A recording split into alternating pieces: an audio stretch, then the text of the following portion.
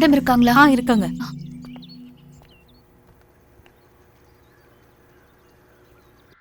Good morning madam. Good morning. நான் உங்ககிட்ட ஒரு விஷயம் சொல்ல தான் வந்திருக்கேன். நீங்க நேத்து கலெக்டர் ஆபீஸ்க்கு சார்ஜ் எடுக்க வரும்போது ஒரு வயசான டவாலிய பாத்தீங்கல்ல? அதுக்கப்புறம் அவரை உள்ள வர சொல்லி நாளையில இருந்து ஆபீஸ்க்கு வர வேண்டாம்னு சொன்னீங்களே, ஞாபகம் இருக்கா? ஆமா, எனக்கு ஞாபகம் இருக்கு. அவரை பத்தி உங்களுக்கு என்ன தெரியும் மேடம்? சில விஷயங்கள் தெரியும், ஸ்டாஃப் சொன்னாங்க. உங்களுக்கும் வயசான அம்மா அப்பா எல்லாம் இருப்பாங்கல்ல, அவங்க கிட்டயும் நீங்க இப்படிதான் நடந்துப்பீங்களா? வயசானவங்கள நம்ம ரொம்ப நல்லா பாத்துக்கணும், அவங்க கிட்ட பாசம் காட்டணும். அதிகாரத்துல இருக்கோம்னு நினைச்சு யாரையும் இப்படி இன்சல்ட் பண்ணாதீங்க. அவரு எனக்கு அப்பா மாதிரி, அது தெரியுமா உங்களுக்கு? கலெக்டரான மட்டும் போதாது, வயசானவங்கள மதிக்க தெரியணும். ஆமா, நீ ரொம்ப டென்ஷனா இருக்கியே, அவருக்கு என்னாச்சுமா? இன்னைக்கு காலையில இருந்து அவர் எங்க போனாருன்னே தெரியல. எல்லா இடத்துலயும் அவரை தேடி பார்த்துட்டோம். இனிமே கலெக்டர் ஆபீஸ்க்கு வர வேண்டாம்னு சொன்னீங்கல்ல, அந்த வருத்தத்துல அவர் எங்கேயோ கிளம்பி போயிட்டாரு. இது எல்லாத்துக்கும் காரணம் நீங்க தான். நான் இதை எல்லாத்தையும் மனப்பூர்வமா சொல்லல.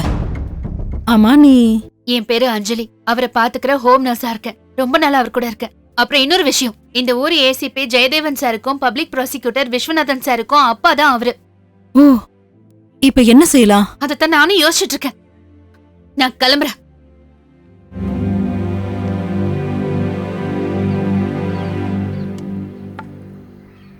அக்கா, இதை சாப்பிடுங்க.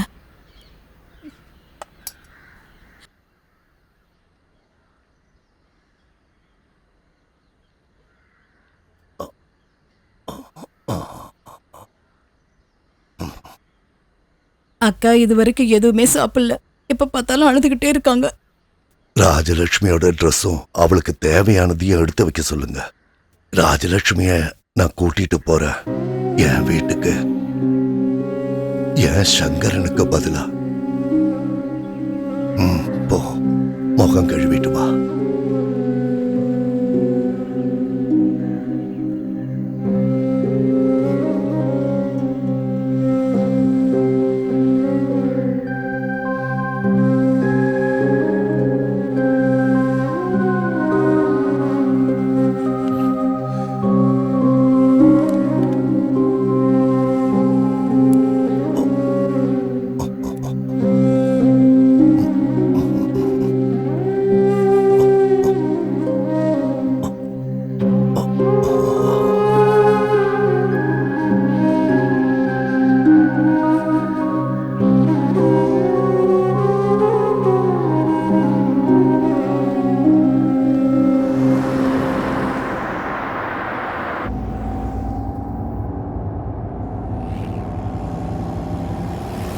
டிரைவர், வண்டி நிறுத்துங்க.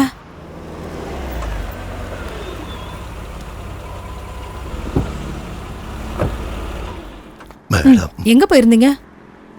இவங்க ராஜலட்சுமி இறந்து போன சங்கரனோட மனைவி. எனக்கு இவங்க தங்கச்சி மாதிரி. காலனில இவங்க தனியா இருக்காங்க, அதனால என் வீட்டுக்கு கூட்டிட்டு போறேன். நாளையில இருந்து கலெக்டர் ஆபீஸ் வந்துருங்க.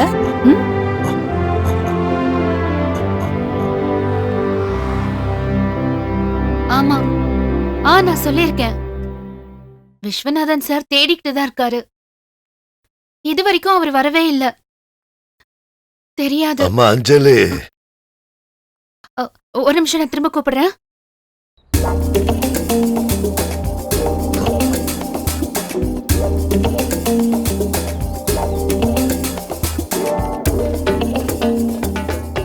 என்னம்மா? வேண்டாம், நீங்க என்கிட்ட எதுவும் பேச வேண்டாம். இவ்வளவு நேரம் எங்க போயிருந்தீங்க? நான் எவ்வளவு பயந்துட்டேன் தெரியுமா? சொன்னா சொல்ற பேச்ச கேட்கணும். நான் எங்கெல்லாம் போய் தேடினேன் தெரியுமா? அம்மாடி, அது நான். என்கிட்ட நீங்க எதுவும் சொல்ல வேண்டிய அவசியம் இல்ல. இதெல்லாம் அனுபவிக்கிறதுக்கு நான் என்ன தப்பு பண்ணேன் சொல்லுங்க? அஞ்சலி, விடுமா. நீங்க கொஞ்சம் பேசாம இருக்கீங்களா? வயசாயிட்டா புத்தி அதிகமாகும்னு தான் நான் இது வரைக்கும் கேள்விப்பட்டிருக்கேன். ஆனா இங்க உங்களுக்கு ஏதாவது ஒண்ணு ஆயிடுச்சுன்னு வைங்களேன், உங்க பிள்ளைங்க என்ன சும்மா விட்டுருவாங்களா? என்னம்மா, பேசி முடிச்சிட்டியா? ஒரு வயசானவனை ஏன் இப்படி திட்டுற? உனக்கு இல்ல, நமக்கு ஒரு பரிசு கொண்டு வர்றதுக்காகத்தான் போயிருந்தேன். பரிசா? என்ன பரிசு? சொல்றேன், நானே காட்டுறேன். எனக்கு ஒண்ணு வேண்டாம். உனக்கு ஏன் இவ்வளவு கோபம் வருது? ஆ. அம்மா, உள்ள வாமா.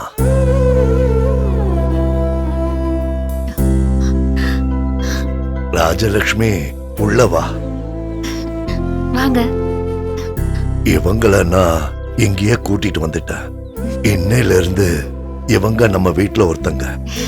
காலனில என் சங்கரனோட உயிருக்குயிரான மனைவி அனாதையா கடந்து சாக வேண்டியவை இல்ல. என் சங்கரனுக்கு பதிலா இவங்க இங்க இருப்பாங்க.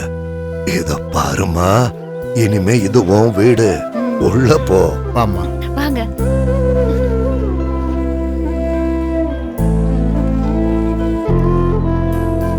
அப்பா சாரிப்பா, நான் ஏதோ இல்ல இல்ல இல்ல, தெரியாம இல்ல தான். வருத்தப்படாத. நீ என்ன வேணாலும் சொல்லலாம். அத கேட்கறது என்னோட கடமை. ஏன்னா என் பிள்ளைங்க எனக்கு கொடுக்காத பாசத்தை இவ்வளவு நாளா நீ எனக்கு கொடுத்துட்டு இருக்க. அதனால உனக்கு உரிமை இருக்கு. நீ எவ்வளவு வேணாலும் என்ன திட்டலாம். என்னம்மா இது? எதுக்காக அழற? ஏன் இப்படி குழந்தை மாதிரி அழற? அழாத. சாரிப்பா, அழக்கூடாது.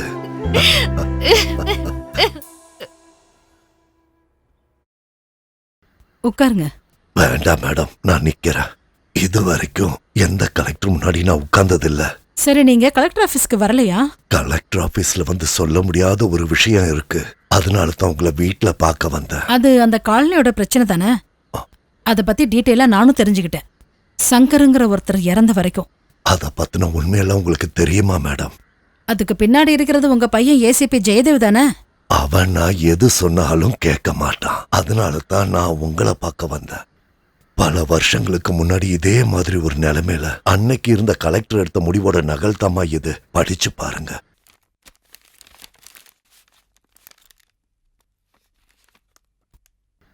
அந்த கேஸ படிச்சிட்டு இருக்கேன். எப்படியும் காலனி மக்களுக்கு வேற இடம் கொடுத்ததுக்கு அப்புறம் தான் அவங்கள காலி பண்ண வைப்போம். அது போதும், அது மட்டும் போதும். சரி, அப்ப நாங்க கிளம்புறோம். இருங்க, டீ சாப்பிட்டு போலாம். இல்ல, அதெல்லாம் ஒன்னும் வேண்டாமா. ஆமா, நீ அன்னைக்கு ஹோம் நர்ஸ்ன்னு தானே சொன்ன? ஆமா. டைம் கிடைக்கும் போது இங்கேயும் கொஞ்சம் வந்துட்டு போ. வயசான என்னோட அம்மா இருக்காங்க. அம்மாக்கு பிரஷர், சுகர் எல்லாம் இருக்கு. நான் எங்க அம்மாவை அறிமுகப்படுத்துறேன். அம்மா,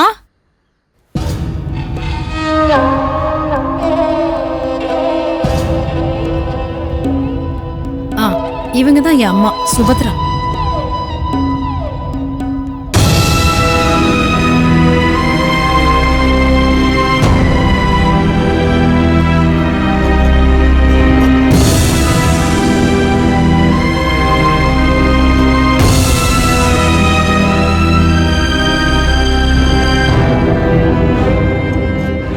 அம்மா, இவர் பேர் ஐயப்பன். இவர் பழைய டவாலி.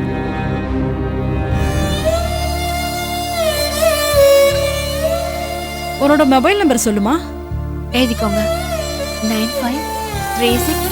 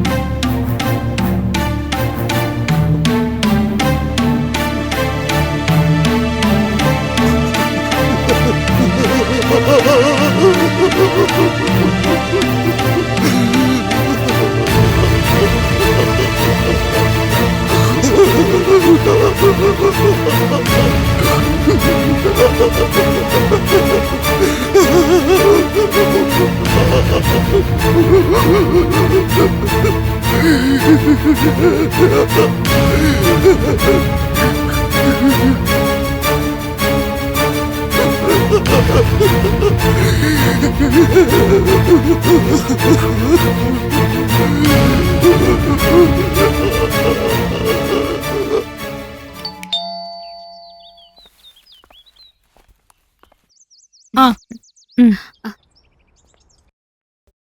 ஆ அப்பா போய் சங்கரோட ஒய்ஃபை கூட்டு வந்துட்டார்ல. ஆமா சார், அதெல்லாம் அவரு முடிவு பண்ணது. ம். நான் என்ன சொல்ல முடியும்? நேத்து நான் போய் டாக்டரை பார்த்தேன். கொஞ்சம் மருந்து கொடுத்துருக்காரு. டோசேஜ் எல்லாம் அதில் இருக்கு. அப்பாவ நேரடியா கூட்டிட்டு போய் டாக்டர் கிட்ட காட்டியிருக்கலாம். அது எதுக்கு? பிள்ளைங்க போய் விஷயத்த சொன்னா பத்தாதா? யார் மேலேயும் நம்பிக்கை இல்லைல்ல? அஞ்சலி, நீ என்ன பார்த்துக்கிட்டு இருக்க? இதுல இருக்கிற ஒரு மாத்திரை அதிக டோசேஜ் உள்ளதாச்சே. அதெல்லாம் உன்னை யார் பார்க்க சொன்னா? சொன்னதை மட்டும் செஞ்சா போதும். ம். ம்.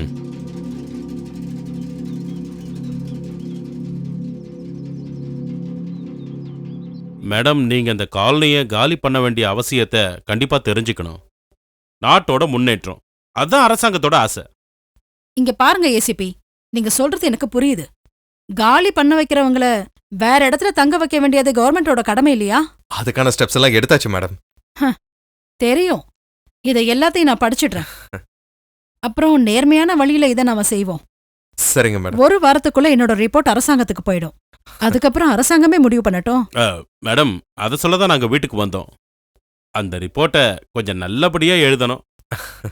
நோ, நான் என்ன எழுதணும் என்ன செய்யணுங்கிறத நான் தான் முடிவு பண்ணுவேன். அத நீங்க சொல்ல வேண்டிய அவசியம் இல்ல.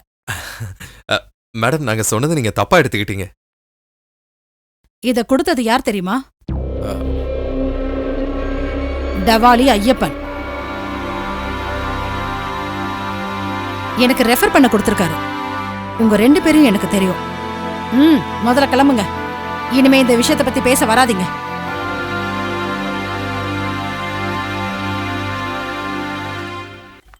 ஐயோ, அவங்க போயிட்டாங்களா? போயிட்டாங்க. அவங்க யாருமா? அந்த டவாலி ஐயப்பனோட 2 பிள்ளைங்க தான் அவங்க. ஒரு ஏசிபி, ஒரு பிபி.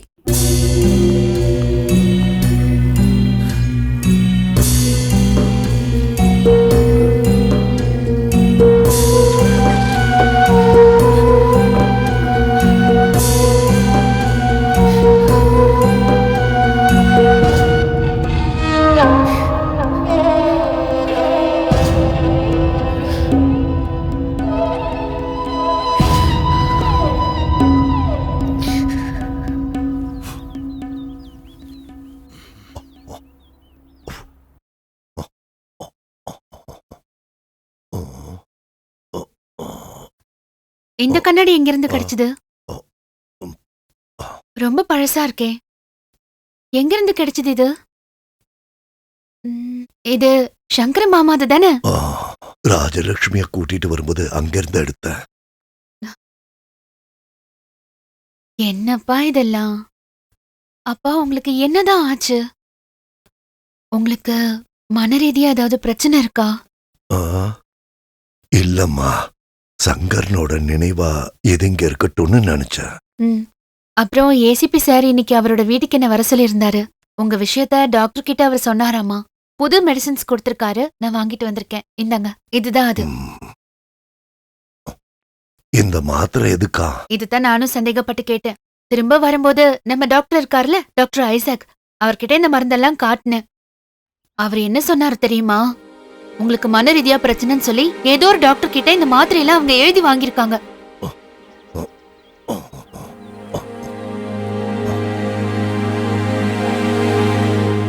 என்னது? ஆமாப்பா, கடுமையான மனநிலை பிரச்சனை இருக்கிறவங்களுக்கு டோசேஜ் அதிகமா கொடுக்கற மருந்து தான் இதெல்லாம். இத தொடர்ந்து சாப்பிட்டாங்கன்னா அவங்க படுத்த படுக்கையே ஆயிடுவாங்க.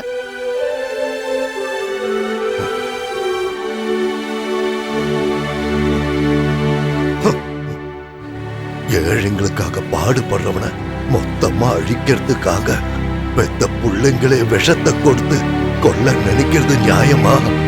புள்ளைங்க செய்யற தானமும் தர்மமும் தான் பெத்தவங்கள நரகத்துல தள்ளாம சொர்க்கத்துக்கு கொண்டு போகும்னு சொல்லுவாங்க.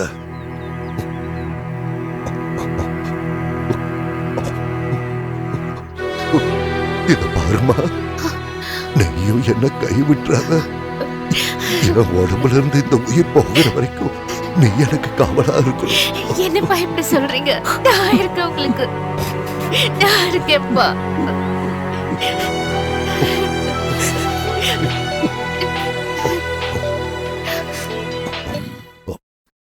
ஹலோ, ஆமா, அஞ்சலி தான் பேசுறேன். எப்போ அட்மிட் பண்ணிருக்காங்களா? சுபத்ரா அம்மாவுக்கு பிரச்சனை ஒண்ணும் இல்லையே. ஓகே, நான் வரேன். சரி. அப்பா, கலெக்டரோட அம்மா கீழே விழுந்து ஹாஸ்பிட்டல்ல இருக்காங்களாம். ப்ரெஷர் ரொம்ப அதிகமா இருக்காம். கலெக்டர் ஆபீஸ்ல கான்ஃபரன்ஸ்ல இருக்காங்களாம். என்ன போய் பாத்துக்க சொல்றாங்க.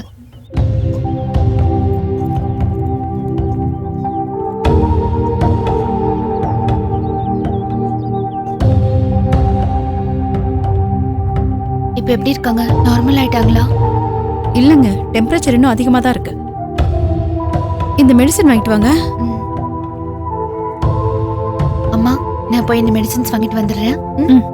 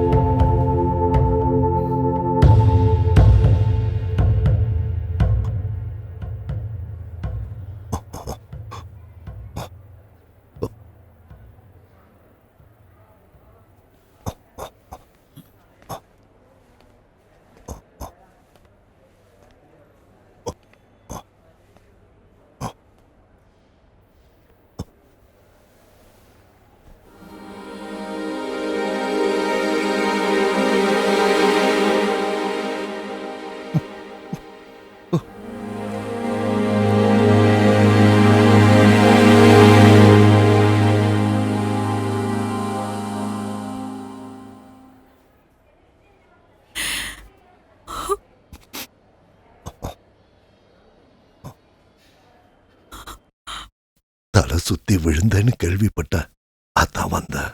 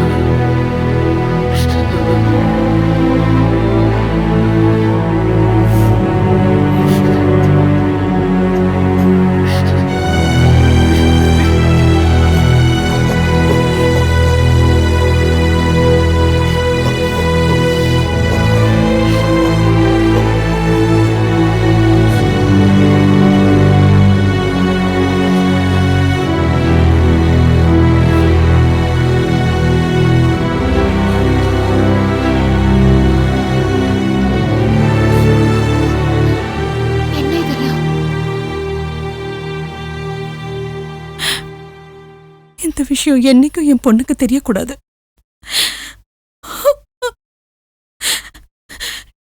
ரெண்டு குழந்தைங்களோட அப்பா தான் அவரு.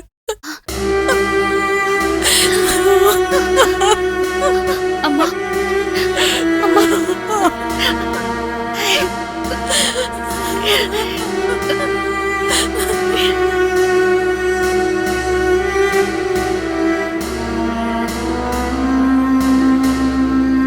உங்களோட இந்த நிலைமைய பார்க்கும்போது எனக்கு ரொம்ப வருத்தமா இருக்குப்பா.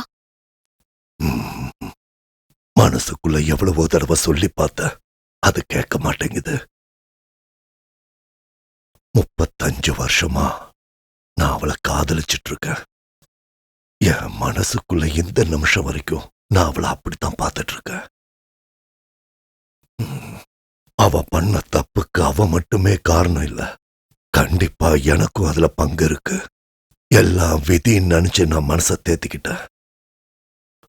அப்பாவோடையோ இல்ல அண்ணனோடையோ சம்மதத்தோட ஒரு பொண்ணை யாருக்கு கல்யாணம் பண்ணி கொடுக்கிறோமோ அவரு சாகிற வரைக்கும் அவரை பார்த்துக்கணும். பொண்டாட்டின்னா அதுதான் அர்த்தம். பூமியில நன்மைகள் அதிகமாகும்போது தீமைகள் குறையாம இருக்கிறதுக்காக கடவுள் கவர்ச்சியான உடம்போட சில பெண்களை பூமிக்கு அனுப்பியிருக்காருன்னு தான் நான் நினைக்கிறேன். இது என்னோட தனிப்பட்ட கருத்து தான். அப்படிலாம் சொல்லாதீங்கப்பா. நானும் ஒரு பொண்ணு தானே. இல்லம்மா, நான் சில பேருன்னு தான் சொன்னேன்.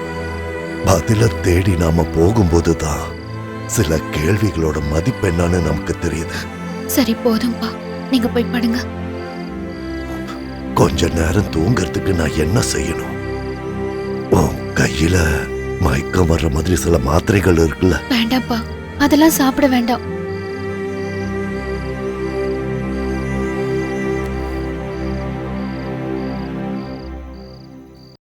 இந்தாங்க, இத படிச்சுட்டு பிரார்த்தனை பண்ணிட்டு படுங்க. ம்.